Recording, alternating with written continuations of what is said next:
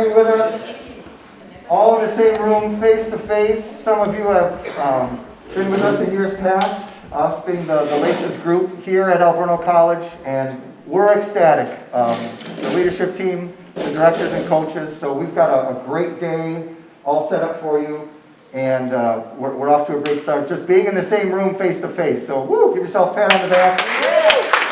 For you K-12 educators, right now your class is calm. There is a southern place. Plans are being executed perfectly. So we can focus right here on our time together. A lot of great learning. And LACCS is like a professional learning community. So to kick it off with you today face to face is just a start we're all excited. We're all excited for. My name is Colin Jacobs. I'm one of the coaches and have had the pleasure and privilege of working with many of you before. Can't wait to work with some new faces this year. And on behalf of the coaches team, we're just excited, again, to be a resource and a support for you as you are either continuing your journey in character development in your organization, or if you're starting that journey and taking the first steps today. So again, so excited to be with you. We're going to have some, I wouldn't say unique norms, but some important things for us to work efficiently. In a moment, I'm going to have Julie Bergelt, who's just masterfully orchestrated a lot of your bags and the site and everything behind the scenes. So Julie's fantastic, and she's going to just get us up to speed for just this space, restrooms, all of the food. We're on Alverno's campus, and as you sense, it's alive and buzzing, and students are walking through, and I think there's some out there getting breakfast right now. So if they come in and join us, they hear the music and join us, that's great. But we got to recognize we're on their campus and sharing this great facility with them. I am on a microphone, not only so you can hear me, but we have some COVID things in place as well. And that not only applies to our face masks, and obviously if you're eating or drinking, we'll be reasonable and professional. But as we communicate with each other and collaborate, there's going to be some whole group time. And we want to have microphones available so that everybody else can hear you. We do have some gift bags, and I would like to just take a moment and highlight some of the great things in there. So wonderful resources. We're going to talk about this concept we have through the year of really 4 very informal independent book studies. And we call it Bindings and Bondings. And our sources of text this year are in your bags. So you've got a number of books in there. Number 1, Gifts to You, great professional resources, but also you can connect with the group through this Bindings and Bondings time that we'll talk about later this morning.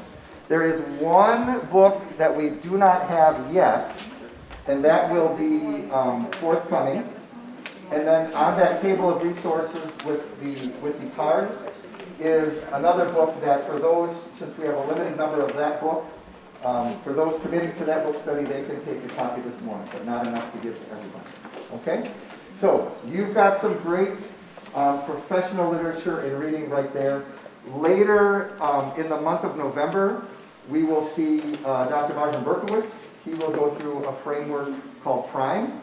His book is in there as a resource, but he will dig into that text as well. Okay?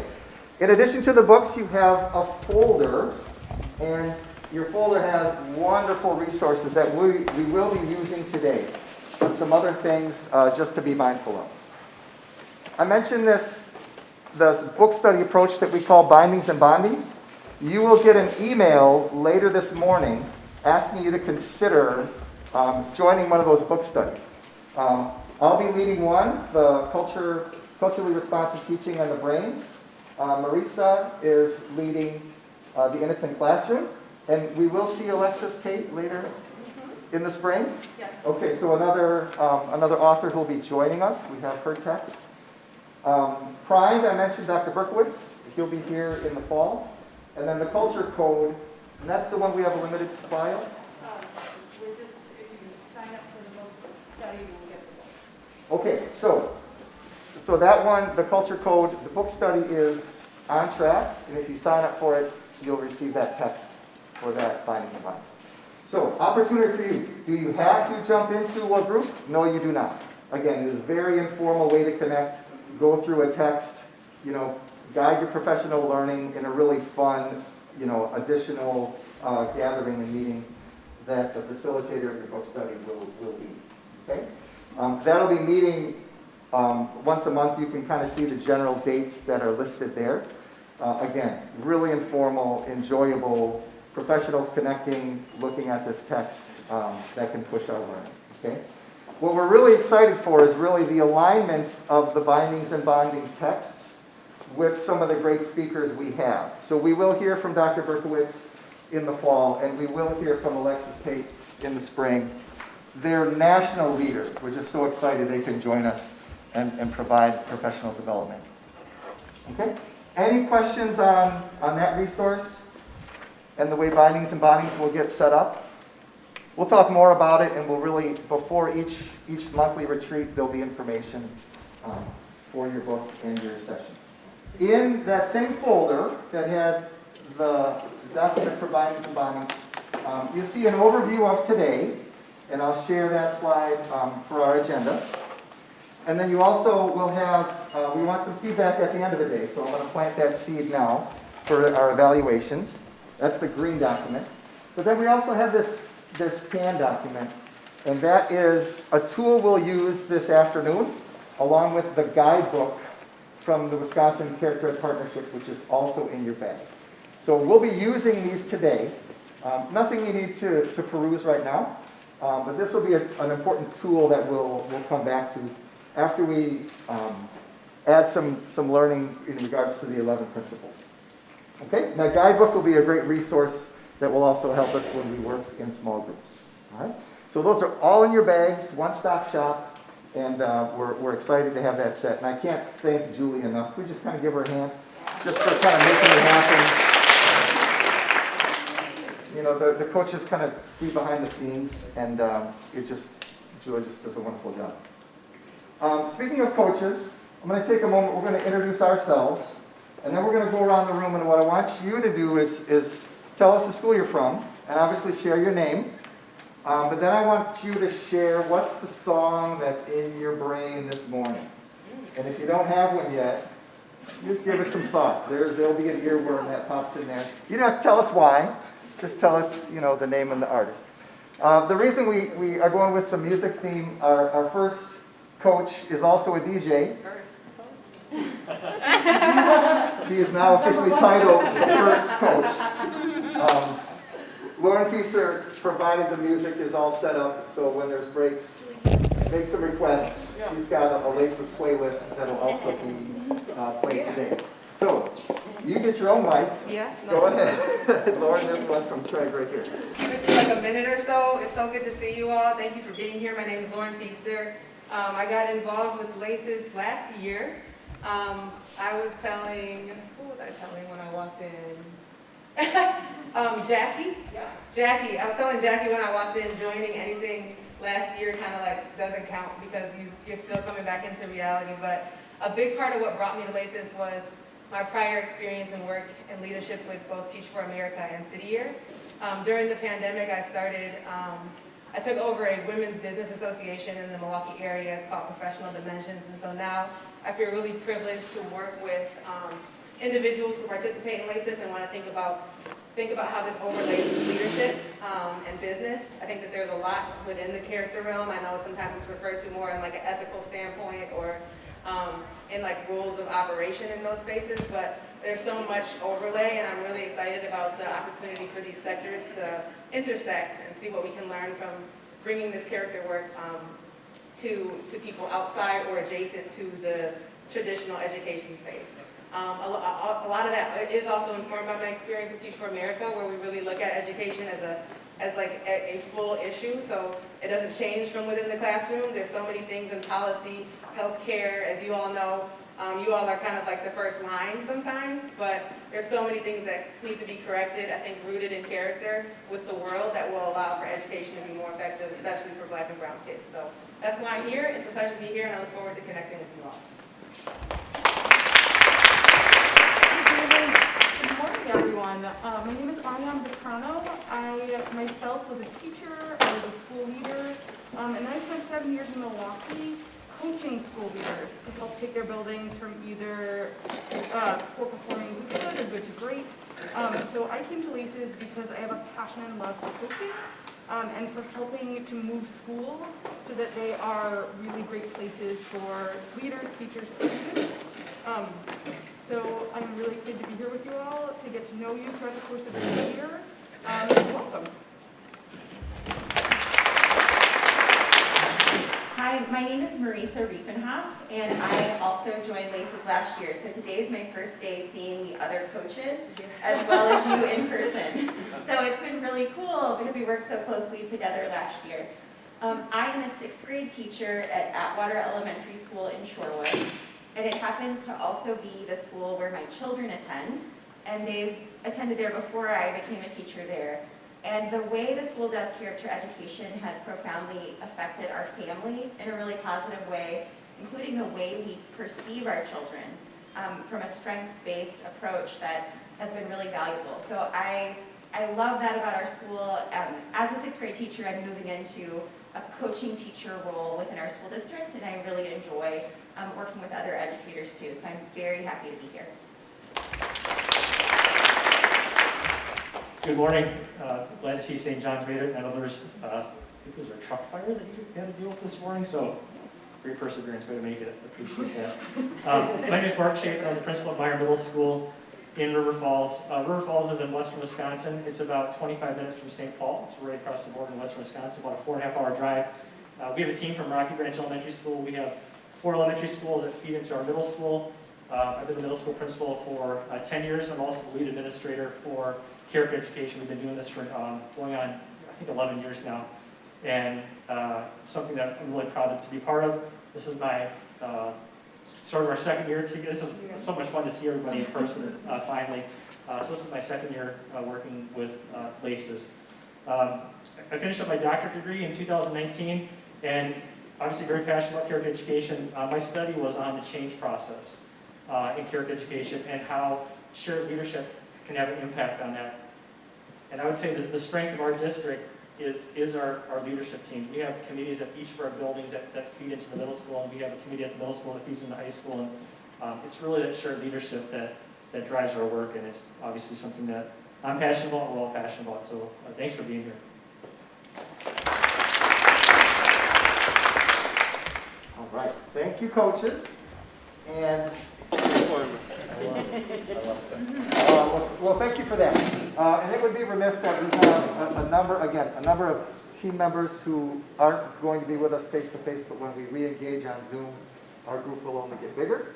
And this afternoon, Tasha Womack will be joining us, former Brown Deer principal, character leader, great resource.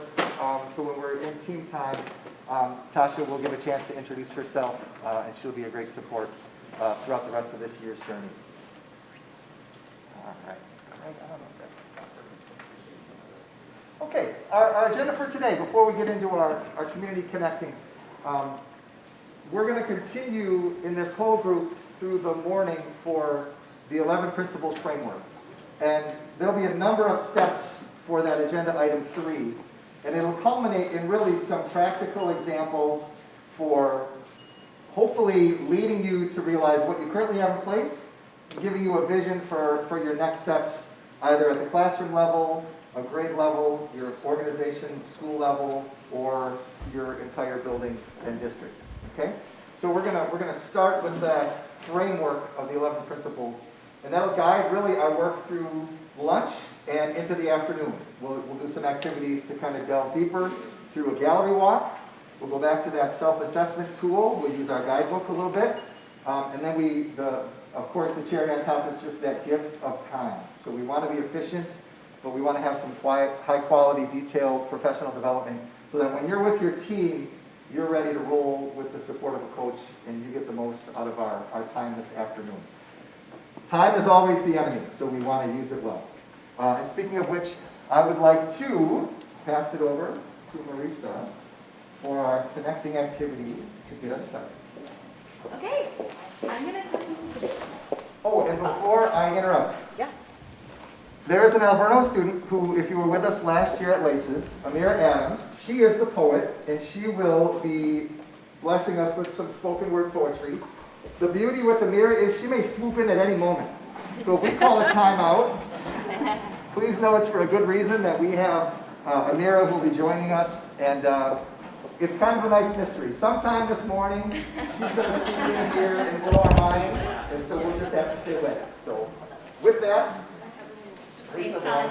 Did anybody here have the privilege of seeing Amira do poetry for us last year? I mean, I feel like she really changed my perspective, and she's amazing. So that will be a wonderful surprise.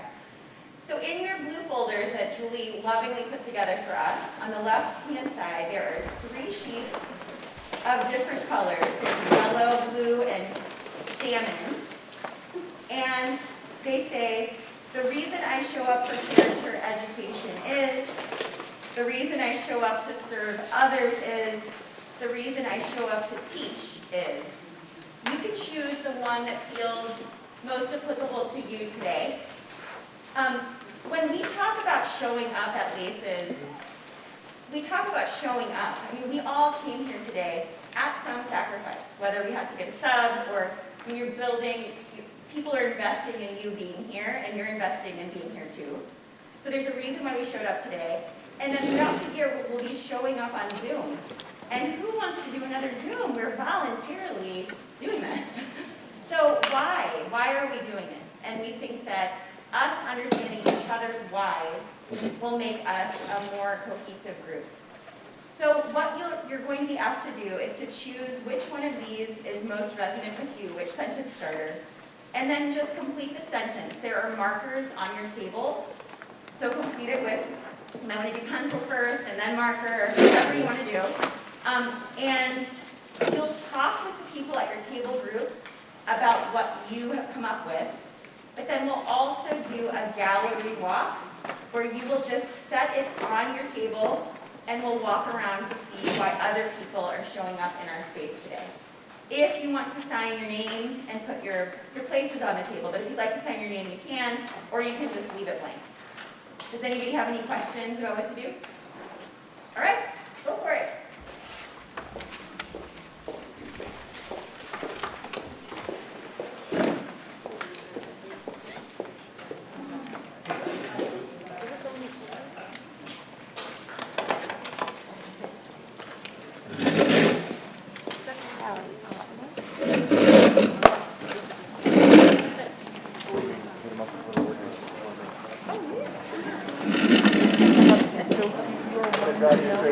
No, you're not. No, you're not. Seriously, here's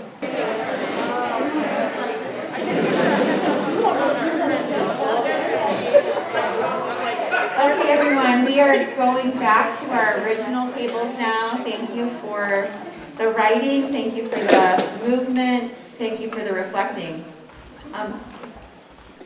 Colin is getting us on Zoom now. Does anybody want to share any surprises you had or any patterns you noticed about us as a cohort?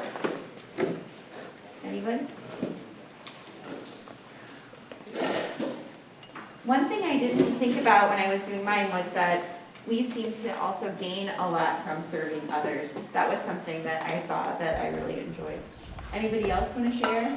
Anything you noticed? All right, well, I hope you feel a little more connected. Oh, yeah, You Lauren. can give us enough time. I don't know if I should use that. You want me to hold it? Can y'all hear me? Yes. Yeah. Okay. Something I really appreciated in the responses was like rooted in the environment or space that you were committed to creating to then allow like kids to do their thing versus like filling an empty bucket. So I was really happy to see that because I think we'll probably talk about more of that later, but like your influence on removing barriers and creating spaces was really cool to see by way of service, by way of character education. So I'm excited to talk about that more. And I love this aspect of an organizational approach to wanting to be your best to help your school be its best for all the students that you serve. And how there's this underlying theme of this creates this environment of where kids want to be. And that was a theme that I saw on a lot of different tables, which was great. And then, of course, St. John's totally overachieved. I spent the most time there reading all of theirs, which was great. So, great way, in addition to connecting your face with a name with a song, is also what you stand for and why you do what you do. So really special to kind of learn more about you in a very short time. So we're going to transition into really the bulk of our morning and focusing on the 11 principles of character education. And this is a framework that is from the National Character Ed Partnership in research developed by Tom Lacona. And your guidebook really delves deeply into not only the what, but how it was developed. So we will be looking on slides. Feel free to take notes, raise a hand, share an example at any time. What I really appreciate about diving into this framework is that it also helps you get a vision for not only this year, but years to come. And it also shares a lot about what LACCS stands for and our partnership with the Wisconsin Character Ed Partnership. And that's a state-level group that we partner with, we being LACCS. That's another great resource. So if you happen to be on their website, you'll see a lot of great supporting information, resources about these 11 principles. Okay? So we will be diving in not only to the 11 principles, but the LACCS mission. And on this slide is really the mission itself. So take a look. All right, some words in bold, and if the leadership for advancing culture and climate in systems or schools could fill out that same why document for why we teach and why we serve and why we lead, this is what we would write. We want to be intentional. We want to be supportive, assisting schools and community leaders. And it's this last portion we're going to zero in at culturally relevant, comprehensive frameworks to positively impact schools, communities throughout Wisconsin. And we're going to be zeroing in on that this morning through studying these 11 principles. It's a framework, okay? And just like teachers have standards they're teaching to, our 11 principles is a framework that can serve as standards to be a guide on your character journey, working on aspects of, again, your organization or your school in a very specific manner. Okay. You'll see in the upper right, I have my Zoom account open because there is a national character organization reviewer named Reynolda Joffe Tremaine, and she'll be coming to us from Texas, and I'm waiting for her to jump in and we can bring her right into the conversation. Reynolda's background, she will share, is wonderful when it comes to these 11 principles because she's seen them from the back end of going into schools and organizations who have submitted state and national applications of being an organization of character. And she goes in with the measuring stick of the 11 principles and looks for evidence for each one. So she has seen many forms and expressions, many things that schools and organizations have set up that are tied directly to the 11 principles. So she will be a great resource that will join our conversation in a few minutes. She's also a principal, so just like we have the norm of, hey, when you gotta go, you gotta go, she may be putting a fire out as we speak. So say a prayer for Joffe that she can join us. All right, so a little bit of a why. Why the 11 principles? Why LACCS? Why be here today? Why engage in this journey? You, by being here, have committed to this trap that we so frequently fall into in education, and you're here to say, I don't want to fall into that trap anymore. And here's the trap.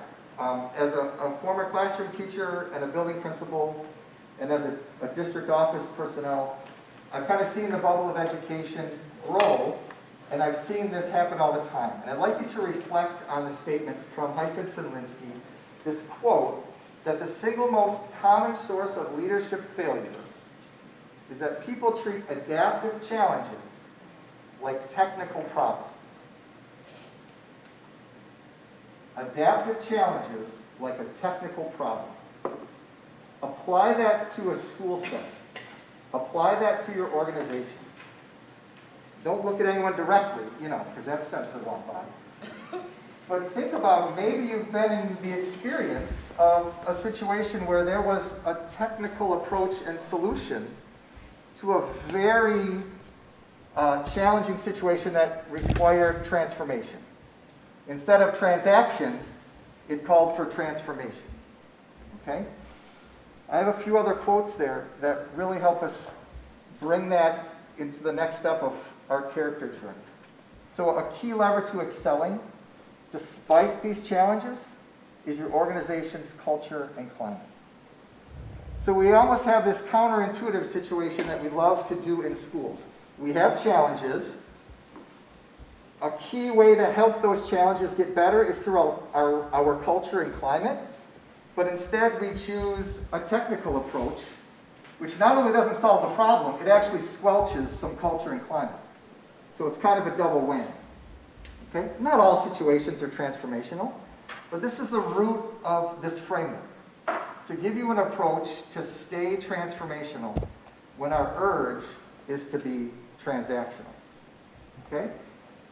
And the quote that keeps that in the forefront of my brain is that character education, it's not another initiative on the plate. Again, it's not a transaction, it's not a technical approach, it is the plate. It's the way we work together, it's the way we approach things commonly, it's the way we collaborate, it's who we are, it's what we're all about. And if we can clarify that, we give ourselves permission to not only avoid some technical approaches when that's not necessary, but to work on our culture and climate, because that's the key lever that can really help us be better. Okay? That's a hard thing to do, because culture and climate, that means a lot of different things to a lot of different people. But the 11 Principles gives us a framework for how to keep that approach and be even more specific. Okay? So LACCS is that process to facilitate this transformational change, develop transformational leaders. People who are committed to staying transformational, helping others do so, so we can all resist the urge to approach things technically.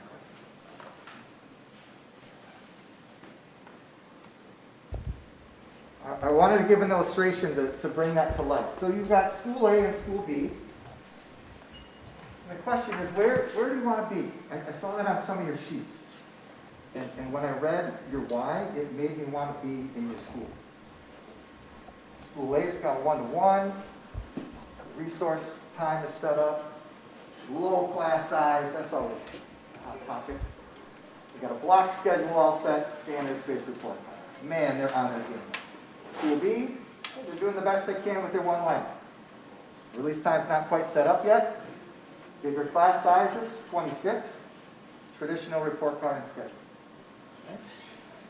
I started thinking about this when the charter school movement, I live in the city of Milwaukee, I would get mailings almost recruiting me and my students. And a lot of the things up front in the headlines, hey, we're one-to-one. Hey, we got this many kids per class. Very, very interesting. Okay? But that's not that school's whole story. Just like it's not School B's whole story.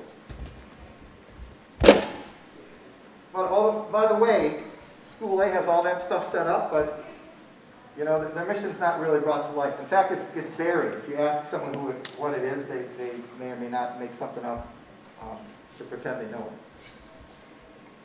No expectation of collaboration, despite being one-to-one. Curriculum is kind of do your thing on your time when you want to do it. They don't have a very inclusive school gathering or school community, and recognition really isn't in their vocabulary. They're maybe what could be referred to as a fortress school, you know, the one where they have to buzz you in 3 times. And I'm all about being safe, but you kind of get the sense of what are you doing here? And what do you want with us? We're going about our day. Again, perhaps not the most welcoming environment. School B, on the other hand, with their one computer lab, their mission is alive. And you step into that space and you feel it. There's collaboration happening, not just with teachers at a set time, but with everybody. The custodian's valuable. Secretaries are in the room. You kind of have a hard time of seeing who's who because everyone's standing on equal ground, if you know what I mean. The curriculum is aligned. You walk into a classroom and instruction is rolling. And they have this character development approach that makes kids own their learning and want to be better. frequent recognitions, and you feel welcomed when you're in the space. No substitute for being in the space. So the question is, where do you want to be? Maybe the place that leads towards the transactional. Hey, we're one-to-one. That was a big budgetary commitment. We're happy about it. That's great. Or do you want to be at the school that's together, living their mission, and extremely collaborative?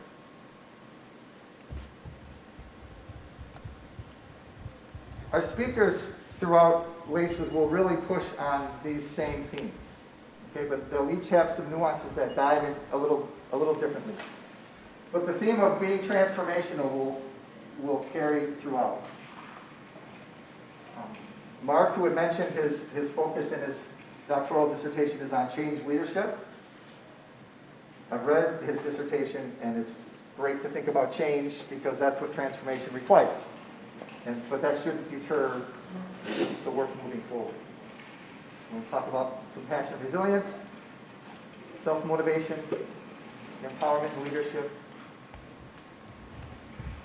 Excited to have Alexis Pate with us, and Deanna Singh and Jeremy Triblett, students as bridge builders.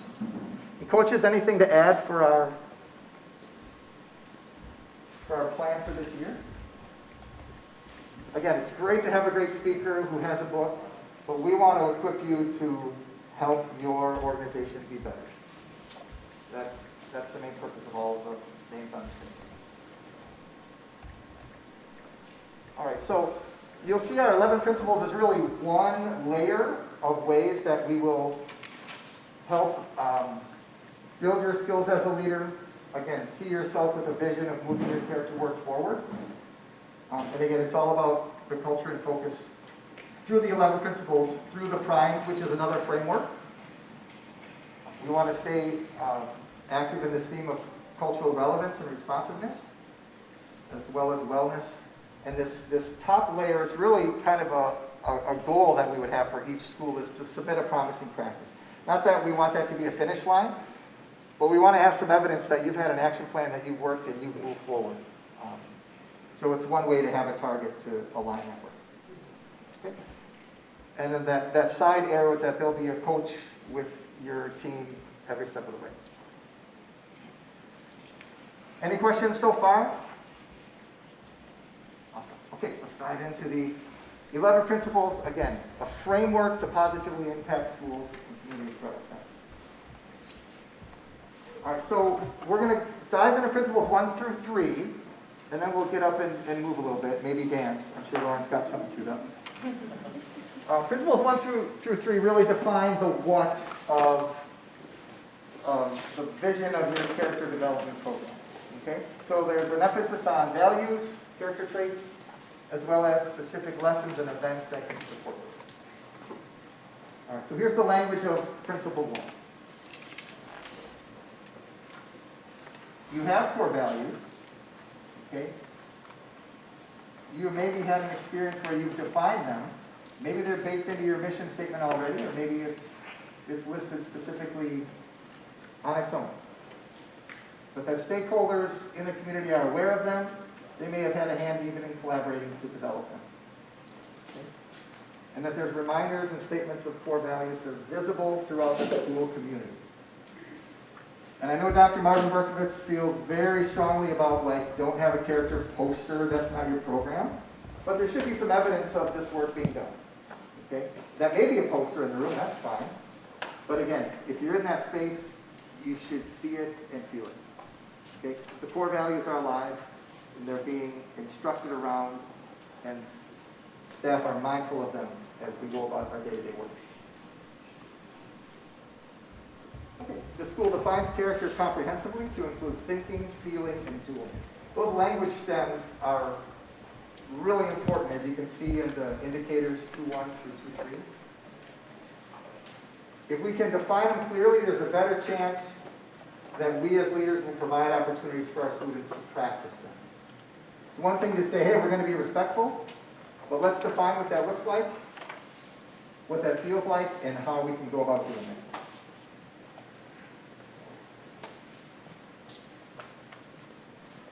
All right, principle 3. The school uses this comprehensive, intentional, and proactive approach to actually develop character. There's actually transformation going on. Deliberate work where we want students to be better, proactively, intentionally, and comprehensively. Okay, so how do we do that? We want to address social, emotional, and character development. So SEL learning is an important piece. It's integrated in all aspects of teaching and learning. It's not a separate class on its own. It's not just for the guidance counselor. Okay?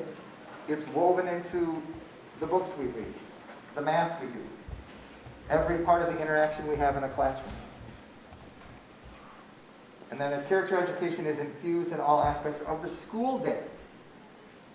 Okay? There's an expectation when I'm on the playground, before school and after school. Hopefully, it's something that can transform a student that when they are away from school, that they realize that they can apply the same principles to be respectful of someone they see out on the street. Okay? But the school is very intentional and proactive in its approach. All right, questions about those first three? I kind of bundled them. They really define the what of a character ed program. What I'd like for you to do is, at your table, I want you to talk about just some of the defining aspects you have of your school, where if you would ask a student, how are we helping develop your character, what they would say, and if you would talk to a staff member, do we have a clear set of core values, what would they say? All right? Put some good thinking music on. Go ahead and talk at your tables around what the core values look like.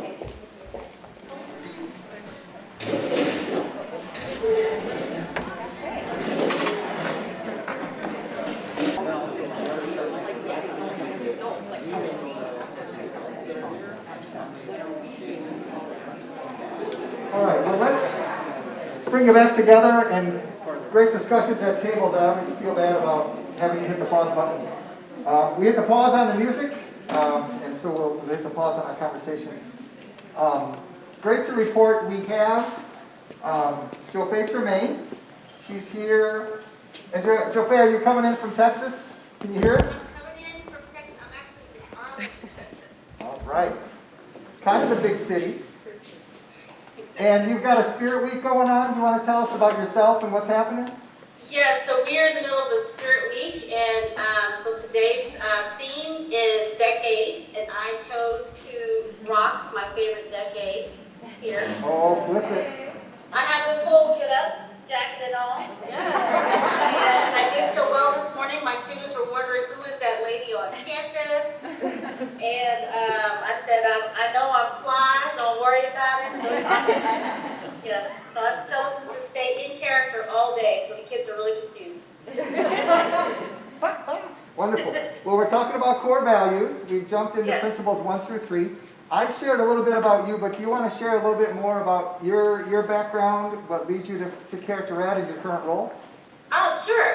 So I am a practicing principal who's very, very proud to be serving on a campus right now that is in the middle of transformation. I was hired in this year to, my superintendent just told me to speak truth, to take it over and to transform it. And we're working on moving culture, staff, students, parents, community, and academics all at the same time. All while working on SEL with students and staff. And I started in education as an attendance clerk in 2001, and now I've come full circle I started teaching in 2003, 2004. I was in the classroom for about 5 years. And from there, I became an administrator. So I'm a mom of 2 boys. One boy will be 27 here really soon. And the other one is 20, married, and beautiful grandson. So now I have a whole new purpose of living. My boys no longer exist to me. It's just a grandbaby. It's just a grandbaby. Whatever that baby wants, he gets. He's turning 1 year old in November, and every time I see him, I swear to you, he always tells me how amazing I am as a grandmother, and I believe it because he doesn't lie to his grandma. So,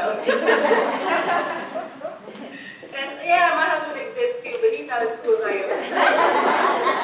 So that's I'm here on this campus here, and I love it's always best to pair up with a school that fits your values as much as you can. And so I'm in a location where I get to serve the Lord and serve staff, and we get to model and rescue and serve students and parents. And it's such a valuable job, and we love it. So that's what I'm doing. Wonderful. Well, we know this time is so important to have you in support of this work and teams here at LACCS, but we know that's reciprocal, and we hope we can fill your bucket with the time we have today. And thank you for jumping in. We know one of our themes of today is if you gotta go, you gotta go. So if something pops, just give us a wave, put those shades on, and we know we'll catch you on the flip side. Absolutely, absolutely. Yes, and I have staff who's supporting me in the background right now, so they know that I'm here because we're servant leadership is actually one of our core values on our campus, and so they know I'm serving right now, and if there's a dire emergency, broken limb, something like that, they'll come get me. It wouldn't put it past somebody to sit in my seat and take over for me here if you need that too. So we're just a community that's come together really fast to do this work. So it's a great group. But I think you asked me earlier to say something about how I got into character. Actually, I was at a conference and I was intrigued by the whole concept that you focus on embedding values in everything you do to raise up really good students, also raise up great staff as well, and it's a huge part of culture. And so that's how I got involved in character board, and been involved ever since, and volunteered to help serve in the role as a evaluator for applications for promising practice, and from there I was contacted to become nationally certified. So I trained and became a national state evaluator and a national evaluator for character.org. And I've been doing that for maybe about 4 or 5 years now. So it's been great. Wonderful. Well, we started looking at principles 1 through 3, and you talked about, even as a practitioner, you taking on this new role and working on some transformative things. Can you share a little bit either currently what you've started working on in terms of being transformative, and then if there are any examples for principles 1 through 3, again, that focus on core values, that you've either worked on yourself or have seen as an evaluator? Sure. So one of the things that I had to do walking onto this campus was to keep in mind that when you come in as a brand new principal, not new to being a principal, but brand new principal for the community and for the staff, I'm walking in behind old values. It's important to balance taking into account what was already currently in place, like the legacy of the school, and then bringing in your own values. That's why it's important that you pair yourself up in a district that already has values just like yours, so there isn't any conflict of what you believe, what the district believes, and what was already happening on the campus. So my values and the district's values went together very well. So our job was to just bring it all together. I met with each staff member, and I asked 3 questions. What do we need to start on our campus? What do we need to stop on our campus? And what do we need to continue? And the start are, what is something that you just believe will help move your culture? The second one, what do we need to stop doing? And instead of asking, what's the negative thing about your campus? What do we just need to stop doing? And, when you ask that question that way, it's not a negative way to ask, but it brings up the opportunity to hear some really great ideas. And then the third one was, what should we continue doing? And a lot of times you're already doing great things. There's no sense in reworking the entire system when you just need to stop long enough and ask the people who are on the front lines, which is your classroom teachers, students, and parents. They will give you a clear path regarding what you need to start, stop, and continue. And that's how we started on our campus, and it matched all of the principles for character, especially, I think it's principle 8 or 9 that talks about how you need to incorporate feedback from the community and incorporate feedback from the staff and empowering, because the big pieces for principals, and then for the principles that we talk about here through character.org, it's all about empowerment. We can really look at the continuum of the rubric. So this one here is Principle 3, using the comprehensive, intentional, and proactive approach to developing character. It all starts with you asking those really good questions right up front, so you're not reinventing the wheel. You're also taking into account the legacy already there, and then they see you truly focusing in on their needs and not bringing your own biases, your own needs to the table. Because at the end of the day, I can't do this work without the staff being willing to commit to the mission and vision. I no longer say buy-in, because to me, buying in, I'm allowed to cash out. I'm allowed to return it, because anything you buy, you can return, so to speak. But I look at it from a perspective of commitment, and commitment requires investment. It requires you to sacrifice who you are, sacrificing self for the good of others. And that's how our staff and I started this year, just talking about what that looks like. So that way, all of our core values, and there for us, is growth, character, communication, growth, character, commitment, empowerment, and being a servant leader. And that's how we developed who we are as a team fairly quickly, so we can actually model the principles that you guys are going to be learning about today. Wonderful. Well, I love the specificity of the examples, and that you're actually living that journey, and just that real specific example about being intentional, and Yes. how that's a great place to start. And Yeah. even if you're not jumping into a new role, those are good questions to ask each and every year in an ongoing way. So, so our theme is remaining transformative and not slipping into that temptation to be transactional. And I think you gave us a good tool to stay in that lane, so to speak, asking those right questions. I agree, and then I think also too, there's no need to change it, keep changing the tool.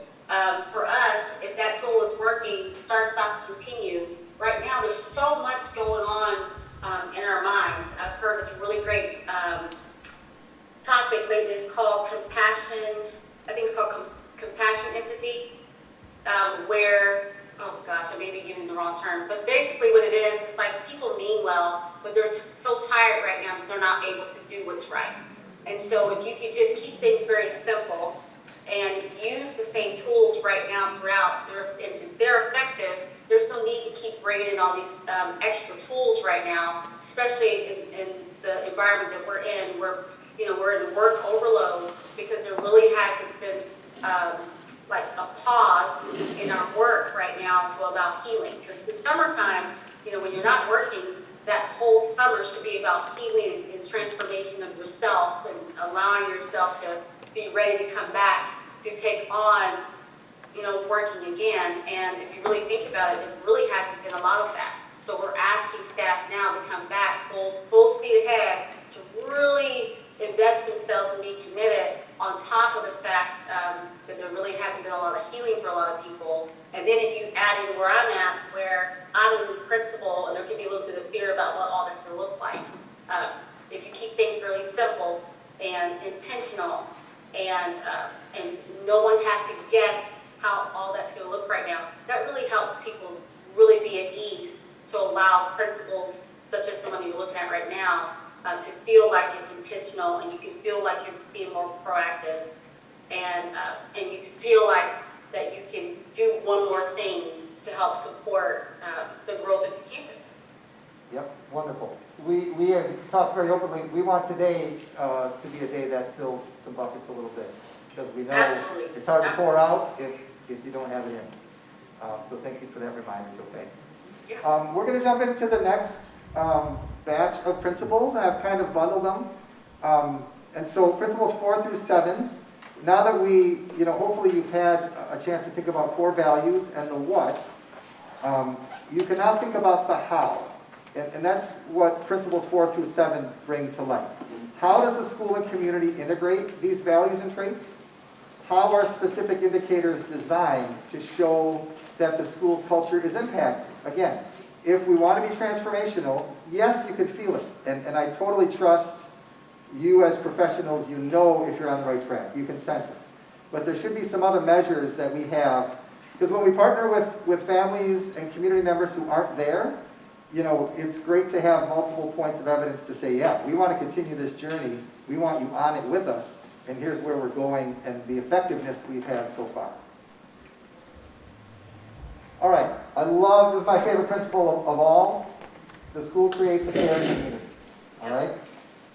For some reason, we have made it assumed that all schools are caring communities. Of course, we intend them to be. We assume that they are. Classrooms are focused on learning, which inherently involves relations. We need to be very deliberate to make those relations caring throughout everybody in the school. And I love how the indicators kind of have this 360 approach. We're going to talk about students and their relations with staff. We're going to talk about students and their relations with each other. We're going to talk about adults, everyone in the community. And then finally, the school takes steps to prevent peer cruelty and violence. 1 through 3 are proactive. 4 is we don't want to lose sight of, we want to be reacting to life that may happen. And we know that's not the prettiest side of education, but we want to have a plan and a collaborative approach to prevent it and deal with it effectively when it happens. Joe Fay, anything you want to add about this principle? Yes, I actually agree with you 100%. That this is a piece that I don't know if we take enough time to focus in on before you get to work. It's kind of similar to that Reader Pearson statement. You know, kids know if they care. Kids know if you care, and in order for you to to get anything out of a student to perform or anything out of an adult to perform, they have to know that you care right up front. And are you creating an environment that they feel safe enough to fail, safe enough to celebrate, safe enough to come to you? I just had somebody this morning come to me about something personal, and it's distracting her from being able to teach. And in the moment, she felt safe enough to share with me, this is what's happening. And but that's all about creating that environment that people know it's not going to show up on their evaluation when they come to you and ask you to help support them. And it's something that they are dealing with that's keeping them from being their very best. So I think this caring community piece also, Colin, I think that's where your campuses have to be willing to keep high expectations. When we lower the bar, that does not show that you care. You've got to keep that bar high. But your job is to show the students how to get there. Your job is to show your staff how to get there, but still keep it at this level of expectation for them, because that's the goal, for them to see, this is where we all need to end up. And when we lower that bar, that's not helpful. That's not reality. Life doesn't lower the bar. There's always something that's going to happen, always something that's going to come. And being able to have an environment like that you have practices in place for staff to be able to come to you if they need something beyond the classroom. That's important, because as human beings that are leading human beings on campus and or any organization, and having some sort of a protocol in place where staff knows that they can come to you regarding something, I think that's important. And the same thing, with supervisors and the employees or teachers with their students. Yep, thanks for framing it that way, Joe Fay. You made me think of when I was a principal, the first pharmacy practice we had was the process we used to define our core values. Mm-hmm. And we came up with 5 character traits: respect, responsibility, honesty, kindness, and perseverance. Mm-hmm. We aligned those 5 with different parts of the school year so we could have an event, a recognition assembly, and some activities that fell in that theme of the trait. Yeah. So when that was designed, the next step for us as a school, when it came to this principle, was me as the leader saying, in our evaluation process, you have some latitude to have a professional practice goal I want you to make an academic goal for yourself as an instructor, and then I want you to have a sub-goal of how you will develop a caring community. So it fostered certain greetings that classrooms had as a grade level, just collaboration that way. Certain activities that they would focus on reaching out to a buddy classroom, so it branched out beyond their grade level. And it kind of went above and beyond what I would have come up with. And merely just taking this, again, what I would call a transactional process of evaluation and some goal setting. Unfortunately, that's the reality that I had as a principal. I would love to say it was transformational, and for some cases it was.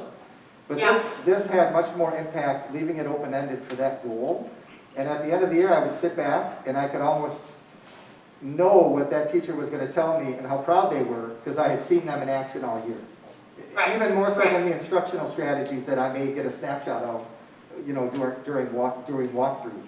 It was much more evident and a lot more pride of just allowing that permission to set the goal, but giving them the area of caring community. Yeah, so one of the things that we have on our campus, we have what we call a house system. So on our campus, we have 6 mini communities, and the mini communities are made up of staff and students. And so it's designed for every student to know that you have at least 3 to 4 staff members on this campus you can go to at all times. It does not matter where we are. If someone within their house, so I'm in the blue house, so someone in the blue house needs a blue house leader, then we go to them. And we support them in anything that they need, and we help them get back into their classroom if they need it. Now, any student in any house can help, and any staff member in any house can help, but we specifically designed it so students are aware that they have an adult to connect with on the campus. And it's really cool for us as adults too. It's forcing us outside of our comfort zone, and we're connecting with people that would, typically wouldn't connect with all day long, but we do. So in my house, I've got several people from different departments on the campus that come together, and our students have an opportunity to interact with people beyond just their classroom teacher. And we're trying to teach them what it feels like and sounds like and what it looks like to interact with people who are not within their circle. Because our students tend, or even adults tend to gravitate towards people who are like them, and we're trying to teach them what it looks like to work with someone who may not look like you, may not speak like you, and who may not feel the same way you feel. So that's something that we brought to our campus. Staff loves it. We get together in house meetings every 3 to 4 weeks. And then the 6th and 7th week, we celebrate success, and we celebrate as a group. So we kind of moved away from individualized type of recognition, and we've made it about celebrating each other. And then our groups are also working on community service projects. So one of the ones that we're working on is called Under the Bridge, and it's a service project in Fort Worth started by a guy named David, whose heart was drawn towards supporting homeless who live under the bridge. So our staff and students have been collecting items to help support him in his ministry.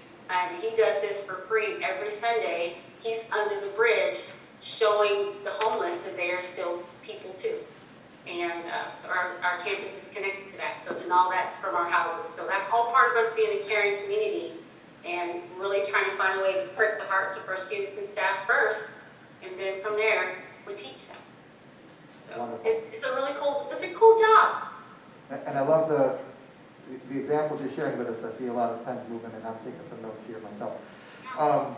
One thing before I move on from this principle, of all the principles, this is the one that as leaders, we can set the conditions and have it cascade on to all of the staff, therefore empowering them to do the same with students. Of all of the character is both taught and caught. This principle is one that is really catchy, and that we want to make as catchy as we can. Okay. Principle 5, the school provides students with opportunities for moral action. And Jofei, I know you touched on some of the service learning. That's really at the heart of these 3 indicators. And a key aspect to service learning, it's not about going out there and raking leaves and leaving it right there. What I like to say as a reminder to myself is that hyphen between service and learning is reflection. That there should be an instructional learning outcome where I can sit with whatever experience just happened, where I was serving or outside of my comfort zone, and I need to reflect on that, and I need to share it with others who have also done some reflecting. And that's really powerful. That's the main impact of, yes, providing the opportunity, but then reaping the rewards of the transformative outcomes that can come from engaging in it. Absolutely. Thank you for saying it just how you just said it. We need to move our organizations away from just collecting the cans, because that's community service. But service learning is when you talk to them about why you were doing it, then actually implementing the project, and then reflecting throughout the whole process, and then asking the students to apply their learning to their lives. And then you talk about, in the long run, how is that beneficial for us to be involved in servicing the homeless in the area. That is service learning, because after a while, the more you give of yourself to others, you should see the impact of you. It's like you die in the self. You have to die to self in order for you to serve others. And you can't, if you're thinking about others, you're not always thinking about yourself. And that's what we're trying to teach through service learning. So that's a big piece in Principle 5 when you all are looking at some of your applications for promising practices. And if you want to become a state school of character or national school of character, this is a principle here that as an evaluator, I have to listen for your story, your narration, your heart regarding the service learning application piece of that, applicable piece of how it's moving your campus, not just that you are collecting something. There needs to be more than just we're picking something up and dropping it off. It has to be embedded in what you do in your culture. And that's been a big one that since last year they've asked us to really, as we're reading those applications, look for that. And if we don't, and a lot of times applications do not really go through promising practice-wise because of Principle 5, because we're missing that component of the application of learning. Awesome, thank you. You're welcome. All right, Principle 6, the school offers a meaningful and challenging academic curriculum that respects all learners, develops their character, and helps them succeed. And I love the indicators. This is really the bread and butter of being a school. I mean, you talk about a teacher's purpose to educate. It's really bringing that curriculum to life, bringing on meaningful experiences as well as appropriate challenges. And when I talk about this principle with parents, they always do not hold back on, yep, there was the right amount of challenge, or I knew my student told me that they were being pushed in a certain area, because of this principle. Really at the heart and soul of teaching and learning, and respecting all learners, which again, the transformative piece is to take a one-way instructional approach and bring it to life for all the learners in that learning community. Anything you want to add, Joe? Well, an example would be we are a leader in the school, and the leader in the principles that we have, there's 8 principles. Really probably the best way to explain them, if you're familiar with the Beatitudes from Matthew, the book of the Bible, it's very similar to those attributes there of what we're trying to instill in our students. So what we do every day is make sure that our students start off reciting what those are, but what we have to do as a staff, one of the areas that we're working on, and that's an area of growth for us, is to not just have the kids recite them, but to actually understand them, live them, breathe them. It becomes embedded in who they are, and it becomes a part of the core of their character. Not just reciting them every morning because it's part of a ritual. And even not so much just students, but also staff too. We're not just reciting it, we truly are living those 8 principles. So that's all part of that curriculum piece. That's an example of Principle 6 that we're living here on our campus. It's going to take some time to really get us to truly own those principles, so that way students know when something happens, they can reflect back on, oh, which principle am I not following right now? And even as staff, which principle am I not modeling for students right now?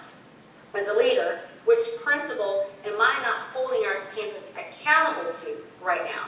Because it goes back to what Colin just said earlier, that tone that we set in our culture. Your staff will only do what they're allowed to do. The students will only do what they're allowed to get away with it. And so if the principle of seeking first to understand is important to me, then I have to model that throughout. And that's it. So principle 6 speaks volumes to me. I think it connects very well to the principle that talks about your becoming a caring community. I think it speaks volumes about who you want to be and how you want to, I like to say, roll on your campus. And if those things are not embedded in who you are as a culture, it's not going to be very effective. Excellent. Before our last principle, before we take a break, for 6.3, when I collaborated with staff, we really understood the teaching and learning aspect of it. But when it came to the performance character traits, it really helped us refocus and bring some very kind of broad terms to life for students and design activities so they can see themselves performing character developing traits. For example, I mentioned this 5 character trait framework of respect, responsibility, honesty, kindness, and perseverance. Well, respect and responsibility, that became kind of nebulous, especially for younger learners. So what we did to deliberately design an activity with buddies is to kind of break down what respect looked like as a 5th grader when you're buddying up with a 1st grade class and helping them with what you would see as an easy task, not so much for them.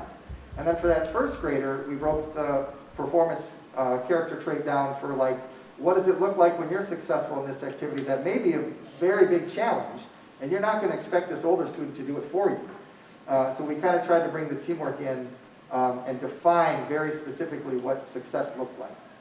That was kind of a key breakthrough in some challenges we had with that performance character trait. I love that. And I would also add one of the things that I got challenged with as a leader was actually this summer. You know how we like to have words of the month every month? You know, and I go into that. I was doing these words of the month every month, but I was really challenged on, are we really understanding what that means, that word integrity? Do we really understand that?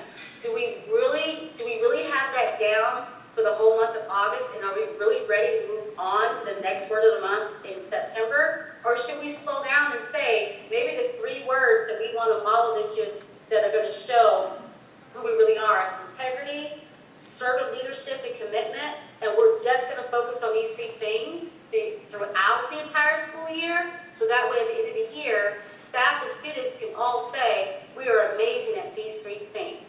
That spoke to me this summer. So even as I move forward as a leader here on this campus with students and staff, that's something that I know that we have to also give ourselves permission to not fall into the status quo of having something every month, but become like a master of the principles that we really need to work on here. So that way we can say, we've got that down, and now we can add on one more word or one more principle for us to really be able to say we've been able to embody. Yep. So. Yep. Think about that trap of, as educators, that inch deep and a mile wide. And what you just described is very, very deep, unpacking. And I think about integrity. Service learning, those are very, very deep terms to come back to. Is just a great place to remain transformative. All right. Principle 7, and then we'll take a break. The school fosters students' self-motivation. All right, part of this is celebratory. We inherently increase the positive outcomes we want when we recognize them in action. When we celebrate and recognize great growth, great achievement, recognizing students. Okay? Student behaviors and mistakes are used as opportunities to teach and reinforce. How grounding that was, that when student misbehavior became connected with learning and not consequence only. That we were going to learn from this, not only that individual student, but as a class or as a grade or as a school. We could bring it to light in a safe space and we could all learn from it. And then finally, that character education is evident in how teachers organize their classes. I can hear Dr. Berkowitz saying, you know, a room full of posters is one thing, but let's have that organization translate into students interacting and learning together. Yeah. Absolutely. Yeah, I actually, when you said that, I started laughing because you can have all kind of posters up, but what does it mean? What does it matter if that what you have up on the wall is not really who you are? So I don't have a lot of posters up around my office at all. I'll say that. I get picked on a lot because I haven't even put anything up on my walls yet, but it's because I'm busy, so I just thought I'd throw that out there. But the way that we are through our house system that we have on our campus is an example of how we are recognizing students. We have tickets that I have some in my pocket. We have tickets that we walk around and hand to students when we see them actually modeling one of our Leader in Me principles. We're seeing them go above and beyond. We ask which house you're in. They say purple. We hand them a ticket. They take it to the office. It goes into a bucket. And then the bucket that has the most tickets at the end of the 6 weeks gets celebrated for having the most tickets. But we celebrate all the houses for the fact that everybody needs to see the positive impact of all of our kids wanting to actually go above and beyond. So we don't hand out any more things like little trinkets. We don't hand out any those kind of things anymore. It's all intrinsic things that we're doing. The ticket is really just to help us identify the houses. And then we moved away from attendance awards because our kids don't drive. It's our parents. And so we moved away from that. And we recognize the house with the most attendance. But of course, we have to keep in mind COVID, so we kind of figured out how we're going to tweak that a little bit. But I'll be honest with you, our kids are just so excited to even just be in something with an adult on campus that when we get together and just celebrate what we're all doing academically and just servant leadership-wise, it's really cool how they just smile because everybody's house is doing something.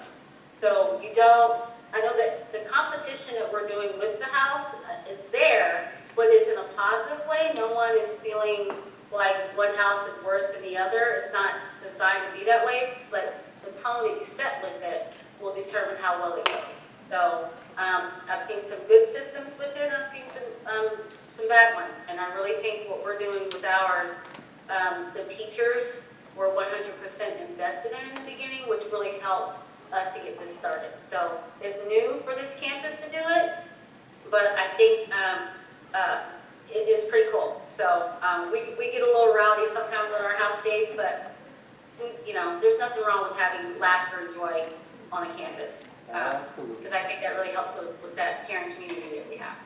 So, yeah. Thank you, and I love the individual recognition that then heads right into here's what I'm contributing to my house. Yeah, it's all about what they're contributing to, because we call this our community. So what are the students and staff contributing to the community as whole? And if they're contributing things like, hey, I picked up something off the floor that wasn't mine. Even this morning I said, hey, who left this on the table? A student walked over and she said, I'll get it, Ms. Tremaine. She didn't leave it. I know she didn't leave it. I made a choice in a moment not to say to her, that's not your trash to pick up. I left it alone. She decided that she wanted to pick that up on behalf of a student. She picked it up, she threw it away. I said, what house are you in? She said, purple. I said, fantastic.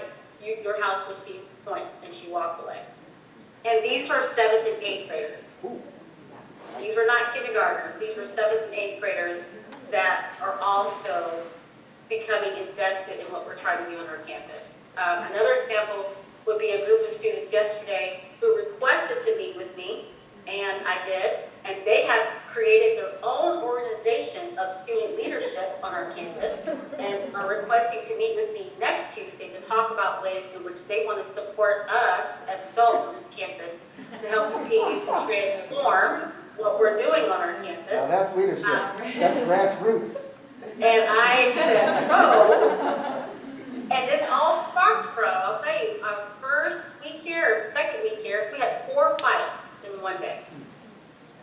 Our campus culture is known for fighting. And you know the background of our students, they're just known for fighting. They're going to fight for everything they have, right? And their families are also known for fighting as well. So on that day, 4 fights broke out, and we were everywhere trying to separate fights. The next day, I sat them down and I talked to them as if I was talking to my own children, my own kids. And what I heard from the kids, they said, we don't like that side of you, Mr. Ray. Yeah, but they also said, I had a student say to me, well, Mr. May, this is what we do. We've always done this. And I said, well, this is a new school. I'm a new leader. We are new staff. We have a new way. That's not what we're going to do. We're not going to be that school. We're going to be the school that moves ourselves from being a C school to an A school. And it's not going to happen with you guys fighting. And if you're going to fight, you cannot be here. When we have kids who want to be here and they understand the expectation, you're not allowed to swing a fist and not be held accountable on this campus. So those students remembered that, and they reminded me of that yesterday. And they've been thinking about that and decided they needed to step up and do their part, because they can see that we're working hard to move our campus to be a new school, and they said we want to be a part of that. So I've got about 8 or 9 students who have requested my attention next week, and we're going to sit down and work through ways in which we can continue to transform our school. I'm not saying we're perfect, because we just had an altercation last week, but our 4 are down to 1, and it's almost like every other week. And these altercations are getting shorter and shorter, where the kids are starting to think, for themselves, like, oh, that's not a good idea. We're trying to show them a different way to respond, and it's going to take time, when they're used to an old toxic norm.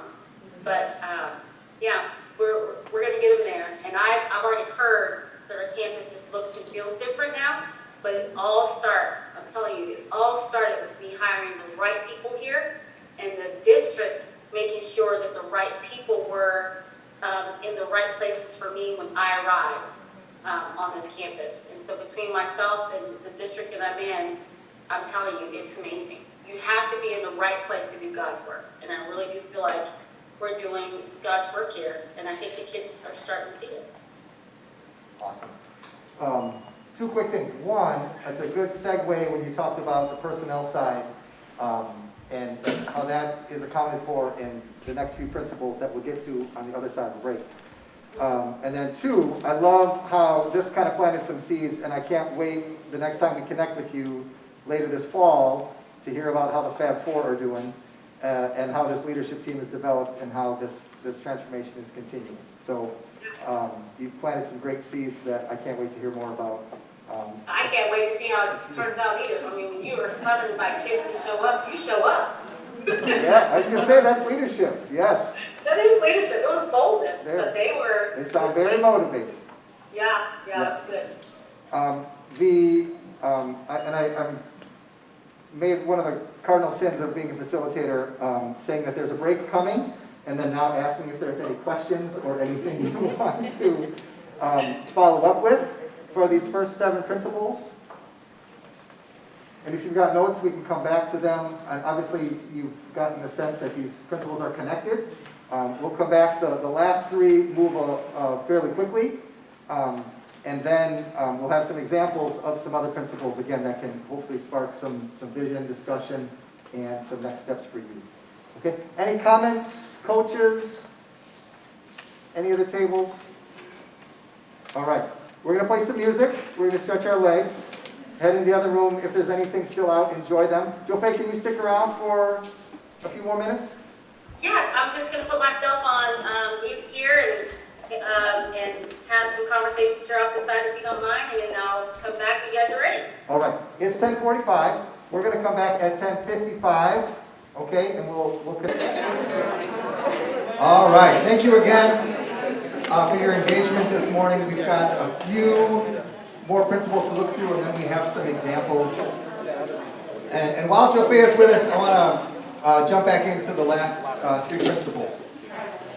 So I think hopefully you've caught that spark, a new idea, something that you may not even have considered, that maybe in the early stages of an observation this school year, that hey, maybe we can have this as a focus or a next step. So I see a lot of light bulbs, again, a lot of notes, which is great. At any time, if there's a question, come on down or just raise a hand. And we'll talk about it as a group, okay? All right, our first 3 principles helped us define the what, our core values. Those middle 4 help us define the how and think about taking a core value, bringing it to life with all the stakeholders in our organization. Principles 8 through 11 really focus on the who, especially this theme of sustainable, okay? We want to make sure that if there is a pocket of excellence, that's okay for a starting point, but we want it to expand and grow. These are best practices that are not for a select few. The framework is for everybody, okay? The effective practice has the opportunity to touch every layer of the organization and every classroom, okay? So we want to grow that effort kind of horizontally, as well as create some sustainability as well. So the big question is, does the momentum in the work stop if a few people leave the school? And I hate that question as a personnel director, but so often the reality is, it's going to hit some bumps without some key players. Okay, so what we want to do is make sure the sustainability is not in a silo, nor is it resting with one person. That if he or she leaves the organization, everything falls apart and this momentum stops. Okay, that's the essence of these last 3 principles. Okay, and Jofei, before we look at principle 8, I want to, after the last principle, come back to some like state school of character questions for you. Okay, and to think about the benefits of that level of achievement. Sounds good. All right, principle 8. You're going to see the words all staff an awful lot. Okay, all staff share the responsibility for developing, implementing, and modeling ethical character. All right. And I'm going to have Jofei kind of fill in the blanks, but I know when there's a site visit, those site visitors and evaluators, they talk to everybody, okay? All staff are committed to, and they hold each other accountable. So let's just think about accountability for just a second. It's not finger pointing, it's not the blame game, because as educators, we can pass the buck with the best of them. You know, this issue is happening because of X, Y, and Z. And usually X, Y, and Z does not personally include me. I can easily remove myself. Well, I just made that up, it happened to rhyme. But we really are good at not getting to the root, okay? That's a transactional lane we can slip into far too often. Really, accountability is, we're in this together. That I expect an interaction from you that's respectful, and you can expect that from me. Regardless of the weather, regardless of the to-do list, regardless of the stress that's here and now, these are foundational expectations that we will all have, that we can hold each other accountable with. Not only for modeling, but for expecting of each other. And I'm thinking about the adults in the organization. Okay? All staff members are involved in the planning, design, and implementing. Nothing squashes this of, here's what we're going to do because I said so. All right, so this responsibility includes the development, okay, from step 1. Jofei mentioned these 3 questions when she set foot on that campus, okay? And I know she was asking custodians the same question she was asking teachers, all right? And then time is given to staff to learn about, plan, reflect, and teach the character in their roles. All right, that gift of time is, again, has me excited for the afternoon. I want to kind of get you in position, our coaches as well, and turn you loose so that you have this meaningful time to collaborate. It's got to be part of the plan. All right, Jofei, anything to add for all staff? No, I think the best way to protect your environment is to hire the right people. And you have to be picky. Just like you're picky about who you marry, be picky about who you marry, into your organization. We were down some staff members for a while because of a choice that the staff and I made at the very beginning, that we are going to only have the best on our campus. And so the best meant that some of us would have to step in and cover classes, and that's what we did until we found the best people.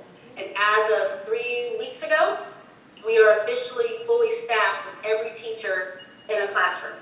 And for us to wait for the best people, the right people to come, it speaks volumes to the type of ethical environment you're trying to create, because you're asking, you're looking to help with retention.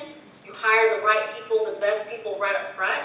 And if you start off, which this culture here was just so used to just hiring whoever was breathing, the reason why the academics are not improving is because we don't have staff here long enough to improve in their pedagogy to be able to teach students to improve their own. And so when you're constantly looking for new people to step in, students also start feeling like, they're not valued because nobody wants to stay. And so at the very beginning, our choice was to only hire people who were willing to invest, be committed, and are willing to stay. And if they're not willing to stay, and I know that's horrible right up front to even ask that question, are you willing to stay? Are you willing to stick this out?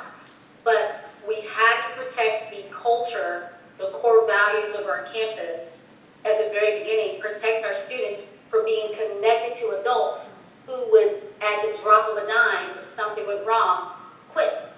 And if we didn't do that, the day we had those 4 fights, there's no way in the world some of those staff members would be willing to come back the next day. No one called in sick.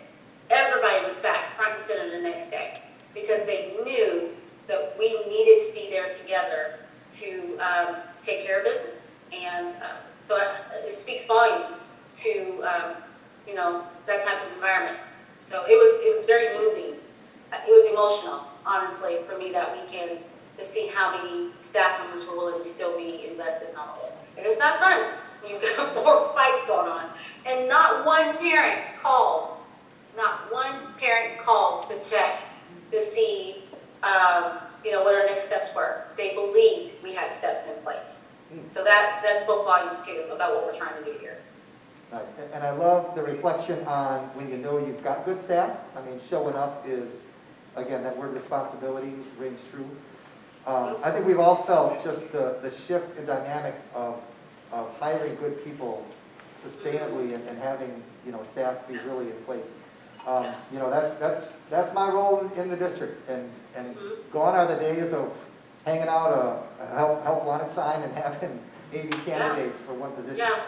And I would also add to that, Colin, if you don't let me add it too, me being brand new, going back to what I said at the beginning, finding the right fit for you. When those four fights happened that day, I keep going back to that, that was huge for us. When those 4 fights happened that day, instead of me being worried that I'm going to be in trouble as the leader, the district showed up and said, how can we support? So I'm getting support, as the leader. I'm supporting the staff supporting students being supported by the parents. It was like a full circle within a week of all of that, because of those incidents that took place. We did not like it happening, but boy, were we grateful that it gave us the ability to test our systems that we had in place, because we could spend all day long hyping each other up at convocation and back to school and we're raw, we're going to do this. But if your systems are never tested to see where the cracks are, you just never know where you need to make that turn to tighten things up. You never know where a staff member's heart is, and so we needed those things to happen fairly quickly. We needed it to happen for us to understand where our cracks are and our foundations of our heart, foundations of our mind, and then just foundations of the environment itself. So yeah, we're constantly reflecting here, which is new for my staff, to always be reflecting on what we're doing. But I really think that has helped us to be able to keep going in what we're doing here. On top of what's happening in the world, I'm sure you all heard about the shooting out in Arlington yesterday. My campus is in Arlington. We're miles away from that school, but we are still close as educators regarding, the incident. And if you don't have good people on your campus when those kind of things happen, people are afraid to come back to work. All my staff is here today. We're all back, ready to go. No one's afraid because they know that we're going to do this together. And here's the transformative step. I'd be willing to bet in future months down the road this year and in future years you will have applicants that want to be at your school because of what you just described. Oh, You're I side believe by that. side with someone who's committed. You'll be sitting in Yeah. interviews and they'll say, I know the work you're doing, I know the character development efforts, this place has, and I want to be a part of it. It's not about a rate of pay or a salary that's driving people to apply. They want to be a part of an organization that's on top. Right. Absolutely. Absolutely. Thank you for saying that. Good. Okay. Principle 9, the character initiative. Again, you talked about shared leadership, this long-range support for continuous improvement. It's one thing to start in an area, make it a focus, continue that excellence, and then expand for what other ways can we be better as an organization. I love how Edgewood is here saying, how many years? Don't say how many years, but after numerous awards, after they started the day saying, we're still on this character journey, even though there have been years of success to where you feel like you've arrived, and they're clearly here because they know continuous improvement efforts never arrive.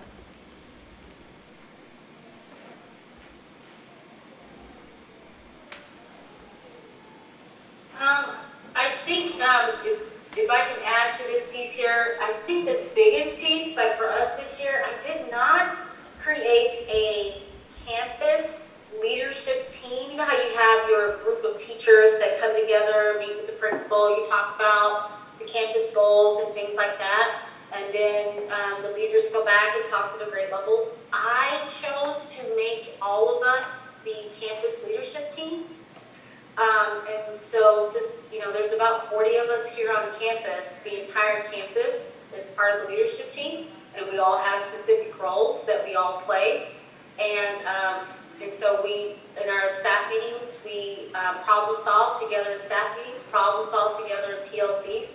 And then at any point in time, I might have somebody pop in really fast or send me a text or email or phone call of something we need to problem solve. So, and that to me has been amazing to know that I'm not leading the campus by myself. We're all involved, but we all have different roles that we play. And they know at the end of the day, my job, I call it taking all the bullets. I'll take every bullet as much as I need to protect the environment so teachers can teach students. And their job is to stay focused on the kids. And in turn, they get mad at me because they think I spend too much time here at work. And so, at first I was offended. Why is everybody rushing me out the door? I found out later, they said, we need you to be able to sustain because you need to stay as much as we're wanting to stay. And so leaders, those of you all in the room, if your staff sends you home, go home. Set your timer, go home. I just had to quickly learn that I don't do a good job of following my own rule that I share with them of go home, take care of yourself. Go home and take care of yourself because you want your staff to stay, but they need you to also stay. They need you to also to be sustainable because that leadership piece is important for them to be able to have somebody to model for them what that looks like. So Principle 9 is not only just what I do on the campus, but it's what the district does with me as well. And because we're all in it for the same purpose, the same mission and vision, we just have different roles as to how all that plays out. So I think from the top down, this Principle 9 is a huge component of what makes an organization run very well. Yeah, last point from me on this one is when I was principal of a school in a district, we applied for a national or a state school of character and then went on to the national level. When we wrote up our evidence for this principle, I was the writer, and I just told the team, the district team, let me write it up, pull our evidence, but everybody else is going to be an editor. And what we came to realize is that we had really good outcomes for checks and balances when it came to a district team. We didn't make all the decisions, but we set some conditions. There were school teams that would also not make all the decisions. There were then teacher representatives that would include students from the student teams, and information really flowed up and down pretty seamlessly. It was a lot better than we even knew in terms of not having one group make all the decisions. So when it came to that shared leadership, there was evidence that that was in place and that students were involved as well, whether it be we had a couple of different student groups that were empowered, student senate at the high school level and student council at the grade school levels. And then we had separate offshoots of teams that would work on the events that would fit the character trait for those months. So there was always planning going on that way. We fell into a nice little rhythm, and our takeaway was, boy, we were more prepared in this principle for our application than we thought, because we had all these checks and balances and everybody was watching other. And the schools also had parents on their teams, which is not just one person on the PTO who likes to run it. So it was really nice, some nice ahas when we finally took a step back. And yeah, and I would just add to that, one thing that I do notice as an evaluator, you will have one person who wrote the application, but no one else was involved in it, so they had no investment in actually going after the state piece or the national piece. One of my principals, one of my campuses that I was a principal at when I first moved to Texas, that's when I walked into. The campus received an award, and I was asked to go get the award. And I was like, yeah, okay, great. So I'm excited, brand new principal, we get an award. I'm the only one that should know why we don't have, why we got the award. The only one, because I just started. No one on campus understood why we got the award except for the counselor. The counselor was the only one who applied for the award, Promising Practice Award. The principal signed off on it, but no one knew why. And so here I am, getting the award, and I just said, Lord, please don't let them ask me why for this award. Because no one could tell me why. So and the counselor was there with me, and after that, I just said, I learned quickly, you cannot do that. Like, it's not okay to apply for something, and then the staff doesn't know why.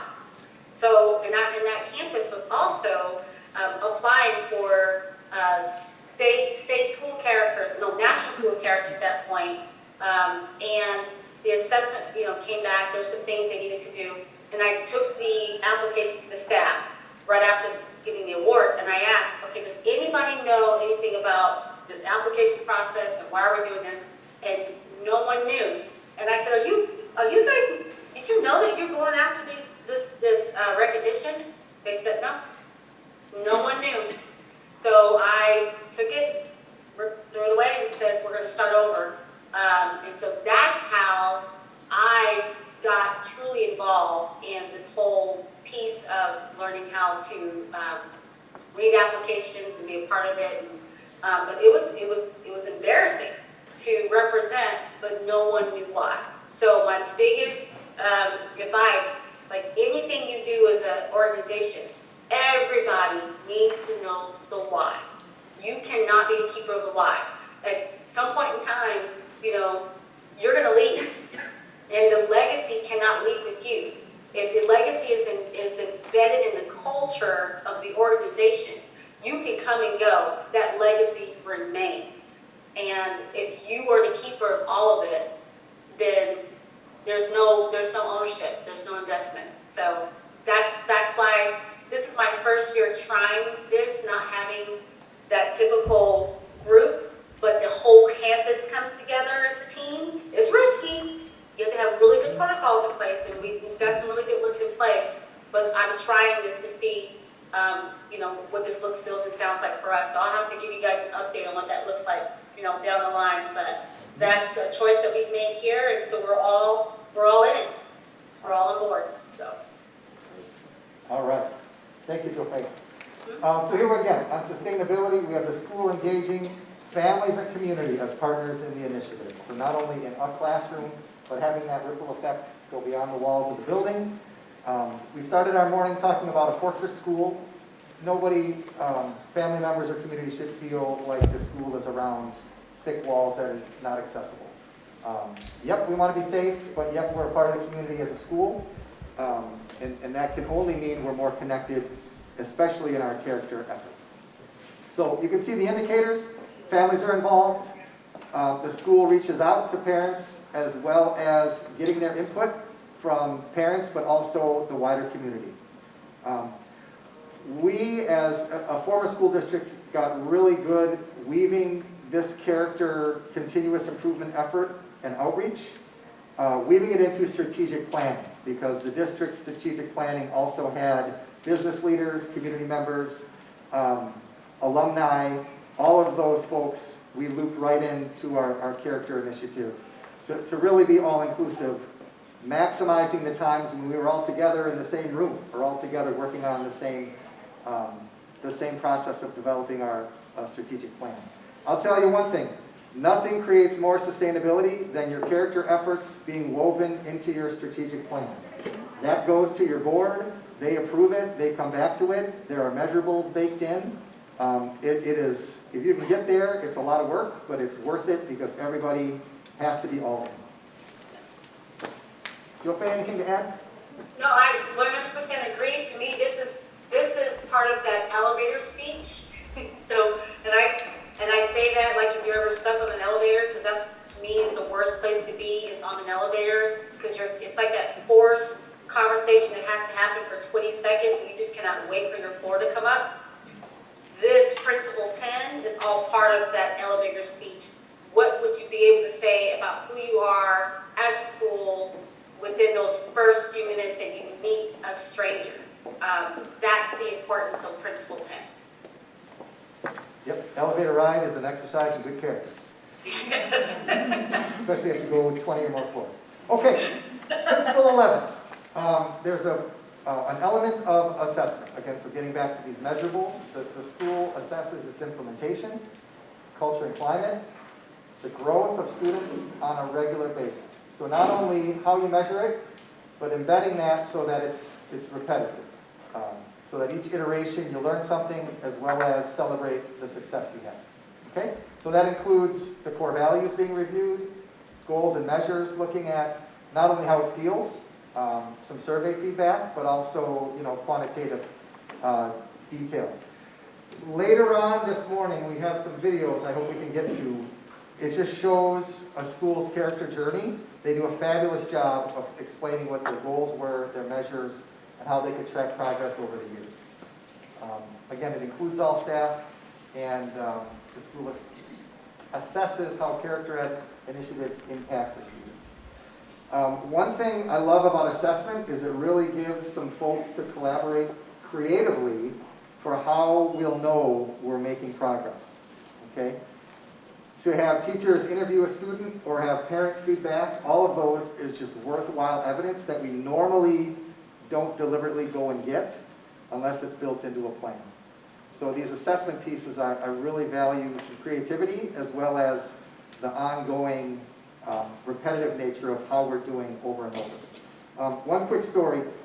When I worked with my school as a principal, I personally wanted to see our number of tardies decrease. Because it was like 20 kids, but it was like exponential, because those 20 were either 5 minutes late or 30 minutes late. So I targeted those 20 to really connect with their families, their classroom teachers, everyone that they had touched on throughout the school day, to see what could we do to bring that down. Just not only from a data point, it was easy to track, but what I learned in targeting and connecting and asking, like you said, Joe Fay, students don't drive. It helped me empower students so that the ones who wanted to be on time, we made some really good progress. We didn't have every problem solved, but I knew there were some who were pulling up right at the bell, and it was a thumbs up, like, hey, you made it. I know you're coming between jobs or your morning's hectic. I know the story. We've connected, no judgment, but you are getting your kid here on time, and he or she's going to have a great day. And just that assessment piece was just a number on a page, but it totally opened up some supports and some collaboration with families that made the character work we were doing come to life. And a lot of times was parents want to do better. They didn't have the resources how. There were a few that said, yep, you're going to do your best. Your child may be late. We understand why. No negligence. But the best part were the conversations with students to say, okay, you can't drive, but in your circle of control, what can you do to help mom or dad or the older sibling who's in charge of the kids in the morning? What can you all do to, in your circle of control, to be ready and try to be here on time? Because there's going to be a day when you got a job, and it's going to be important that you're on time. It's not a random thing. And number one, we miss you when you're not here. you add to our community. The class is not the same. I see you walking through the door, I'm gonna smile at you, and I want your smile back, and I miss it when I don't see it. And kids would say like, okay, I'll get my backpack ready. I'll get my things together.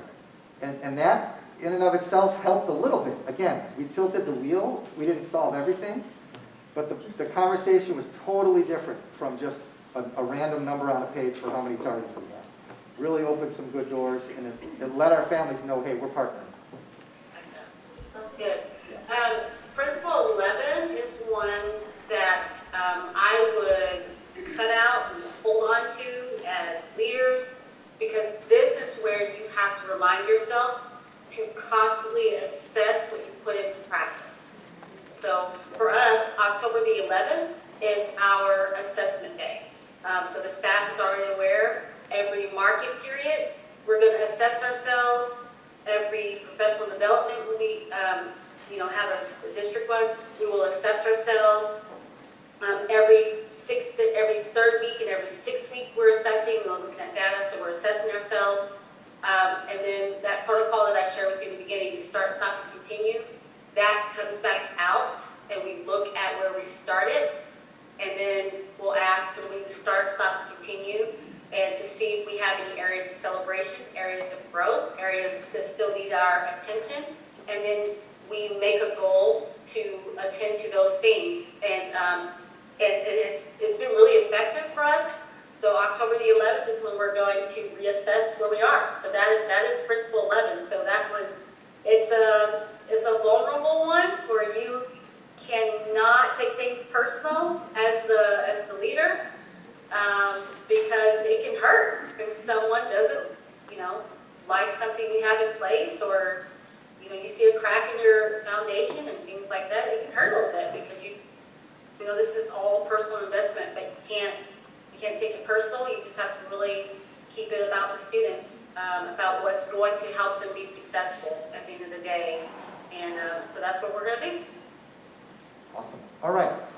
Jaffe, I mentioned we'd come back to some questions that connect to like state school of character. And you touched on them already when we talked about the application and really some collaborative writing and processes that way to kind of harvest all this evidence. What would you say are the other benefits in working towards like a promising practice application or a state school application? I think the biggest benefit is the fact that if you actually take the time to apply for a promising practice, you are actually taking time to assess a system that you have in place. If you never assess it, you have no idea how valuable the impact is. So that to me is one of the biggest benefits of actually doing it. The second benefit of doing it is for you to actually be able to say, oh wow, this is an effective practice, because if you don't know it's effective, then you won't know whether or not down the line it's going to be something that will help your environment to be able to sustain and grow.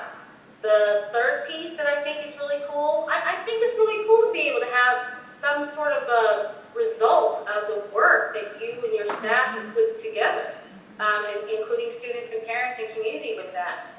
I think it's great to be able to say, look at the work, look at the benefit of us saying no to some things, saying yes to some things, keeping the expectation really high. Look at the result of that, and the result is a community effort of this award that we receive. That to me is a really cool thing with promising practice. A promising practice doesn't necessarily mean it has to be something that you've had in practice for long periods of time.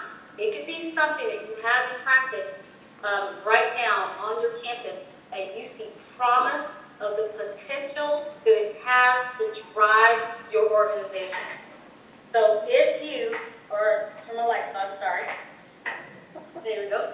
So if you have something on your campus that you think, there's promise for this. This practice means it is a strategy. Think of practice as a strategy. It's a strategy that you have in place to make an impact on student achievement, make an impact on culture, make an impact on staff, whatever impact it is a strategy that you have in place, and the promise behind that strategy is the following result. That's how how I would look at the promising practice. Perfect. I am displaying a slide that kind of has a map of the rest of this year in terms of supports through LACCS and the times we have on our monthly retreats. You really just delved into like the action planning, because that's a really generic term. But like you said, it's a strategy. We can talk about some strategies for one place to start. And I know there are schools in the room that have already earned a number of promising practices, and they're thinking of kind of their next strategies as well as what they can do to maintain some great things they have in place already. Yeah, absolutely. Congratulations to all of you guys in the room that have already gone through having this recognition. That's huge, because you've identified something on your campus or in your organization that has made a positive impact. So congratulations to you guys for that. Perfect segue. Our next slide is really some examples from the School District of River Falls. And they have a team that's here. Wonderful, wonderful. Yeah, give them a hand. Now, Jofe, I know your time is valuable. Do you want to hang out or do you have to go? Because I know the rest of our morning we're pretty clear. We won't touch on specifically some of the 11 principles, but more so the examples we see in the promising practices. Are you okay to stay or do you need to go? I probably will need to step out in about 20 minutes. I have lunch duty today. I'm sure they do not want me to arrive, and so since I'm in my flight outfit, I need to be on time for lunch duty. You've got places to be. I do. Understood. Well, again, if you've got to go, just give us a wave. We'll assume lunch duty is happening, but stick around and jump in as River Falls shares some of their great practices. Absolutely. I just want to say thank you to everybody before I have to jump off here in a few minutes, but thank you for letting me share our story. So thank you guys. Wonderful. Thanks, Jofe.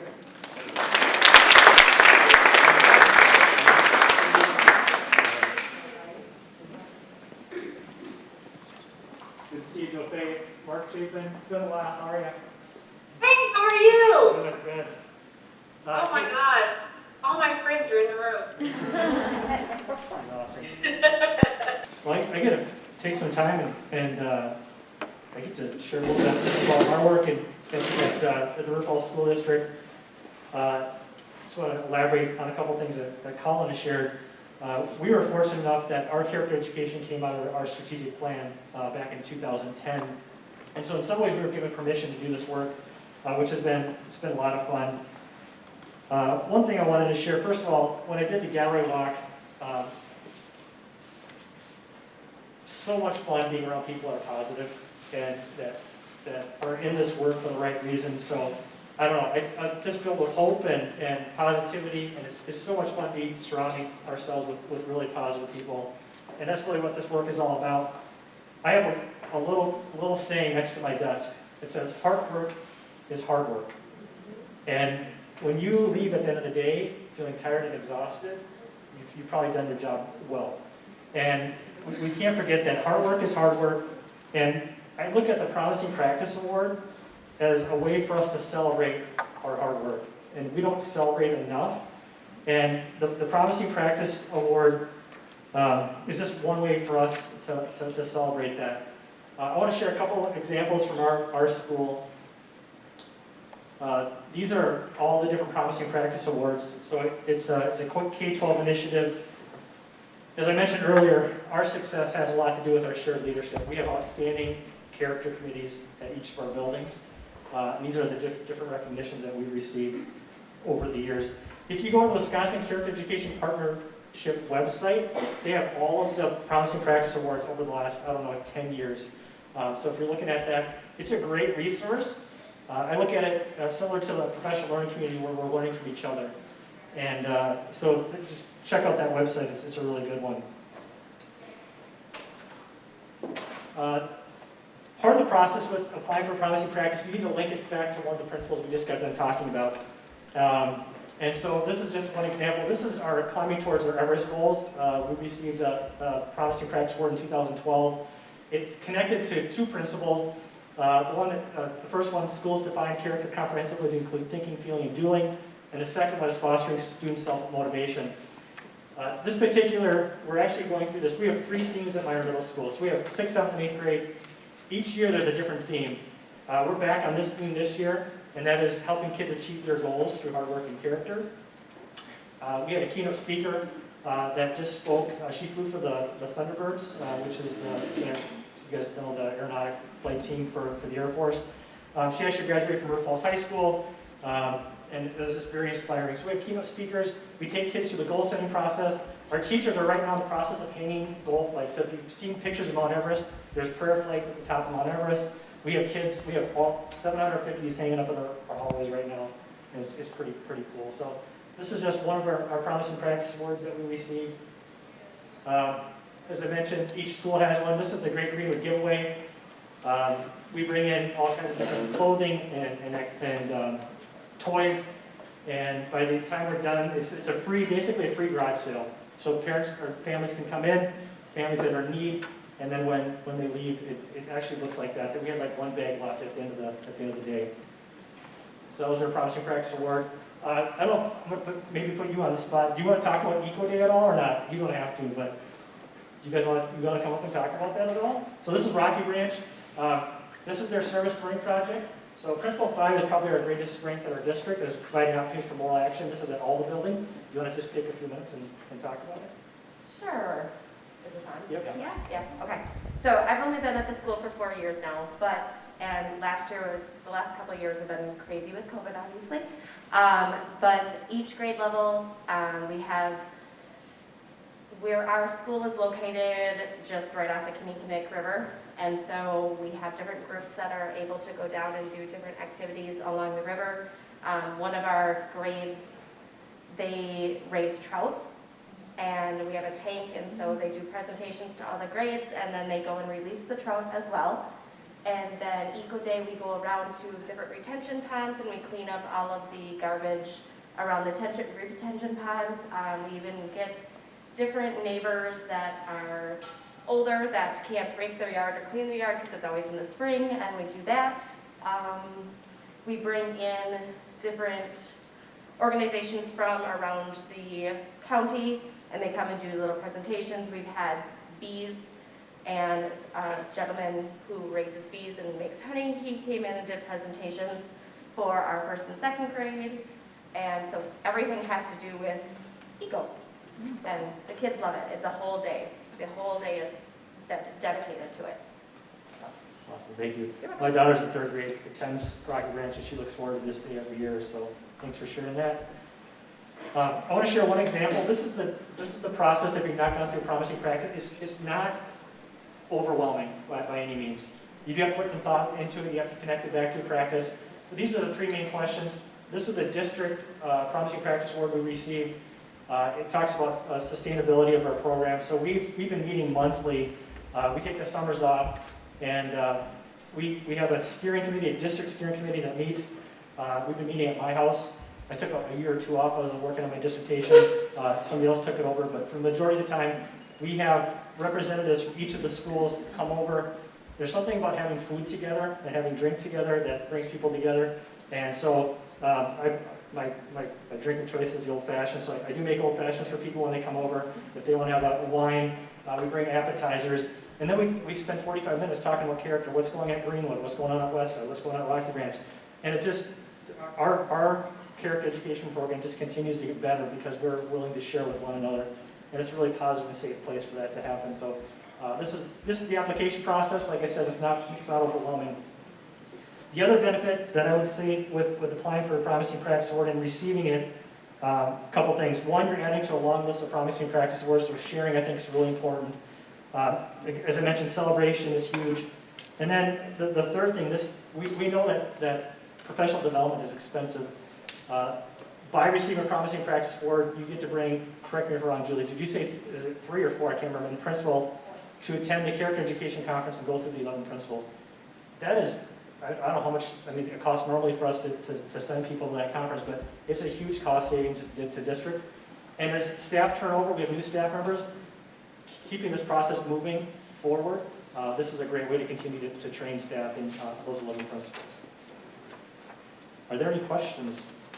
I know there's a lot of people who have already applied it, and maybe you guys have already heard this before, but are there any questions? Yeah. I just wanted to jump in, Mark, with this visual of the slide, like this is the application, and teams know this by if they've gone through it, but you know you got something because you almost have limited words, and you have to be very economical to get everything packed in there that you've done. So I love this example of, it's really short and sweet, and it really gets to the essence of the practice. That's a great point, yep. All right. Thanks, everyone. All right. Who's next? I could advance a slide. So, yep, I'll take that one. Perfect. Awesome. I love the examples that bring these to life, and I know there are more in the room. More examples. But I wanted to have the Alverno team get some recognition because last year they went through LACCS and they had a wonderful culminating promising practice. Again, that short application, but they have a video that I hope we can get to work, and if I can't, I know Craig can, that really captures the essence of their, I mean, keep in mind, 1 year journey, and they really, as a team, mobilized. Hello, LACCS family. I'm Dr. Vanessa Hintz, psychologist, also assistant professor at Alverno College, and going to talk to you very briefly about a couple promising practices we have at Alverno, and I'm sorry I can't be there with you all live this evening. I actually am teaching a class, so here we go. First and foremost, special shout out to the Alverno LACCS team. It's been my honor and privilege to share this space with you all throughout this year. And I'm very excited about what we have coming to Alverno, what we're working to develop. So thank you so much to all of these folks and just to the entire LACCS family. So there's two different practices where I'm going to talk to you all about, one of which is in development, one of which we've been sort of implementing. Both have to do with Principle 4, that is about creating a caring community. So at Alverno, we hope to, like most of you, develop caring relationships between students and faculty and staff, and basically between everyone within the Alverno community. And borrowing from Zaretta Hammond, who is the author of Culturally Responsive Teaching, it's important, I think, in addition to creating a caring community, to having a socio-emotional connection to students in order to create a safe space for learning. And the way that we are hoping to implement that through a promising practice is through anti-racism. And so anti-racism, for those of you who are not aware, is ostensibly working actively to eradicate systems of oppression and racism. So not just holding understanding about all of these systems, but working actively to be more inclusive and less oppressive in our practices. And so the first promising practice I want to talk to you about, which is one that we've been working on throughout the year here in LACCS, is the development of affinity groups. And in so doing, our goal is to create small groups of faculty, staff, employees alike at Alverno, some of which are, again, affinity groups where sort of people who share common identities sort of, come in fellowship with one another to sort of talk about different things. And then also restorative circles, so you all are familiar with the sort of circles we do here in LACCS. And so our goal is to make those a consistent practice at Alverno, and a practice that can be facilitated. So facilitated discussions around issues of race and racism, because again, I think, having just a free-flowing, open, process-based discussion is cool, and having some sort of facilitated dialogue in which people can really, get something out of it and do the work is beneficial. And so this is a practice that is still in sort of development, and our goal, beginning in maybe the summer, but more likely the fall, is to start training some of the facilitators for those sessions. And so being able to get, a volunteer group of faculty and staff who really want to engage and do this work and really take them through their own sort of personal journey, and then train them to be able to facilitate others through that journey as well. And so the second promising practice I want to talk to you about is actually related to Alverno's newly formed Thea Bowman Institute for Excellence in Leadership. And this is an institute that was named for the amazing Sister Thea Bowman, who was a Black Franciscan nun originally from Mississippi, but she was educated in the state of Wisconsin. She earned a PhD in English and served as a professor at 3 universities, And she received international acclaim for her racial justice and advocacy work. And so at Alverno, being an all-women's college at the undergraduate level, we sort of named this institute after her. And so the Thea Bowman Institute is a full scholarship program for Black women undergraduates. And so scholars that are selected for the Thea Bowman Institute receive a full ride scholarship along with mentoring and a lot of different leadership training. And so that's what I want to talk to you all about in terms of our promising practice, which involves the Thea Bowman scholars in the leadership seminars that we do with them. And if you, I'm sure you all see some familiar faces here. This is our first cohort of scholars at the Thea Bowman Institute. You will see in this picture Dorian, who facilitates circles for us here in LACCS, and also Amira the poet, two of our scholars that we're just very blessed and thankful to have with us. And so the program is set up where there are scholars and then inspireers. I serve as an inspireer. Our program director, Ms. Ronette, serves as an inspireer. And essentially, again, we work to help the scholars through their identity journeys, their leadership training, all of that. And so part of the journey that the scholars take involves identity work. And I was fortunate enough to be able to facilitate some of these racial identity development seminars with our scholars, which again is something I submitted as a promising practice. And so in these spaces, we were able to work, and these were spaces that were, cultivated with, we were all Black women in these spaces, and we were able to really do some identity work around, Black racial identity, just being Black and existing in the world, and really create a space in which Black women can feel safe to experience joy, healing, and hope, which is not always the case outside of these spaces. And so, in addition to working on this identity work, the scholars were able to work on their strengths, so Clifton Strengths, if you all are familiar with that, the development of their capacities for critical thinking through a book club, as well as strategies for time management, organization, and planning, because they're college students who are now called upon to do a lot of other things as well. And so I'm very pleased to announce that this promising practice actually was an award recipient through the Wisconsin Character Education Partnership. So kudos to Alverno and to Thea Bowman Institute. I'm so thankful that we were able to be recognized for this amazing work that we're doing, and to be able to continue on this work with our scholars. And so I'll just wrap up here because I'm going like way beyond 5 minutes. I apologize. I'll just wrap up here to say, moving forward again with that first promising practice I discussed, we're hoping to train our facilitators in these sort of 3 core areas around sort of cultural responsiveness, which is knowledge, self-awareness, and skills.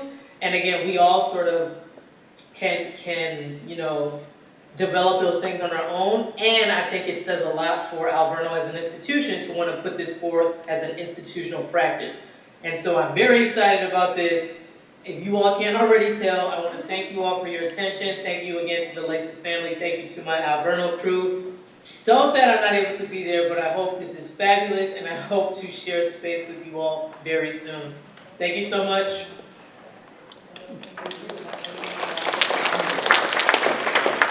You just wish Vanessa was here. It's so contagious, and the work Alverno did. Again, 1 year through LACCS action plan they applied for a promising practice and kind of just threw those hooks in the water, but really it was about guiding their work. And as you can see, it will continue. She had some of this training go from last year into this year, 21-22. Okay. We are running up to lunch, but I wanted to share one more video. Again, we could call it a morning early, but we are transformative, so we will press in. And one final step. The video is the journey, so multi-year, not 1 year like Vanessa, but think multi-year, and then key into some of the data points and measures that Pleasant Prairie had in place.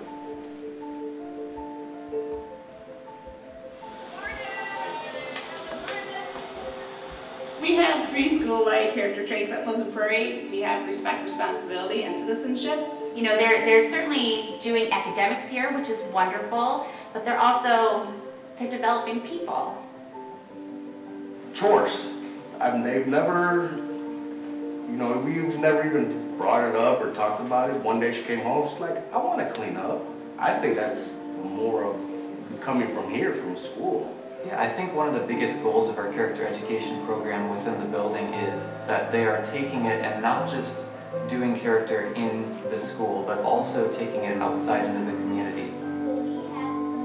When she goes to school, she has a smile on her face and she's very excited every day to go and see her teacher and learn new things. And so for a parent, it's priceless. Anytime a student notices a classmate doing something nice for someone or sharing for someone or showing good character in some way, Mrs. Chess has available to them Post-its, and then they hang them up on the wall for everyone to see. But I think it becomes like second nature almost to do these things out of the goodness of your heart. Once you walk through the door, you realize the school is something even more than test scores.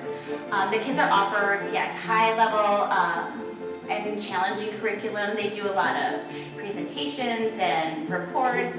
They do a lot of multimedia. I think that speaks volumes that in the beginning, yes, the character stickers are wonderful and it gets them involved and excited, but then you see the growth as to, I want to help you, and it doesn't matter what I get in return because it's the great thing to do. The teacher know how to get the kids to be responsible, so they have a job, and Victoria is so happy to have a job and get involved, and she feels responsible. Like my job right now is I have to put lunch tickets away. We have a messenger that helps out. We get to be the line leader, the lunch basket helper, the teacher's helper. This week I have the ticket color job, taking papers to the office. This is a happy place. This is a place that values kids. This is a place that values character. We also recognize that there are certain students that go above and beyond, and we take the time to recognize those students, whether it's giving them opportunities and high fives. Pay It Forward is another program where they can be recognized and show their ability to go above and beyond. The boys both, 4th and 5th grade, has a program, Pay It Forward, and they both are involved in Pay It Forward, so they can help out in the community and be leaders in the community with service learning. They've gone to the nursing homes and done some little entertaining there. They have done a shoe drive, a food drive. What we do as a Pay It Forward program is we try and think about people out in the community that are kind of flying under the radar and they don't get recognized quite as much. And one of our recent projects was creating goodie bags for the Pleasant Prairie Police Department. High Fives in the Hallway is an event, we could call it, a specific group of students, whether it's a group of students that accomplish something or whether it's new students coming into the classroom. It gives them a chance to be recognized. So basically those groups will come in and they will start in the library and they will actually get to go throughout the entire school and give a high five to every single person in the building. Post-school because like elbows or like an air five? I just missed the Well, I believe success can be measured several ways with the school. I think when you consider it as an educational leader, how do you measure the success of what we're doing at school? You can quote several different statistics. You can look at the data for attendance, for example. We're at 96% and above for a school of 600 kids. You can look at our parents involved. We have over 1,500 parent volunteers that have logged into the school this year. Is it discipline? We're at 31 referrals by the end of the third quarter for this school year, which I believe is great. We also look at acts of good character. What's the atmosphere like? We have over 2,100 acts of character that students have displayed that have given back to the school. So with all that being said, I believe character will have a positive impact on each one of those metrics. And if anything else, you got to sense the feeling and the environment of the school. You just have to come to the school and you'll see the atmosphere. It's hard to describe, it's hard to put a number to, but you can feel it.